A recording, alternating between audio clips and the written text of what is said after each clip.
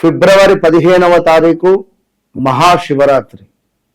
ఈ మహాశివరాత్రిని పురస్కరించుకొని మేషరాశి వారు ఒక చిన్న పరిహారం చేసుకోవడం ద్వారా మీ జీవితంలో ఎన్నడూ చూడని అత్యంత అద్భుతమైనటువంటి ఆనందకరమైనటువంటి జీవితాన్ని మీరు పొందబోతున్నారు. ఆర్థికంగా కావచ్చును, ఆరోగ్యంగా కావచ్చును, అదేవిధంగా ఉద్యోగంగా అసలు ఏది అనుకున్నా మీకు అత్యంత అద్భుతంగా మీకు ముందుకు వెళ్ళాలి అని అనుకుంటే, ఏ పని అనుకున్నా కూడా 1 year వరకు మినిమం మీకు ఇబ్బంది అనేటువంటిది ఉండకూడదు అని అనుకునేటువంటి క్రమంలో మహాశివరాత్రి రోజు ఉదయాత్పూర్వము 3 నుండి 3:30 లోపు మీ యొక్క కడప ఏదైతే ఉంటుందో దానిని శుభ్రంగా కడిగి కొంత పాలను వేసి చక్కగా కూడా రాసిన తర్వాత పసుపు కుంకుమతో బొట్లు పెట్టిన తర్వాత అద్భుతంగా పుష్పాలతో అలంకరింపజేసుకొని ఒక దీపారాధన చేయండి.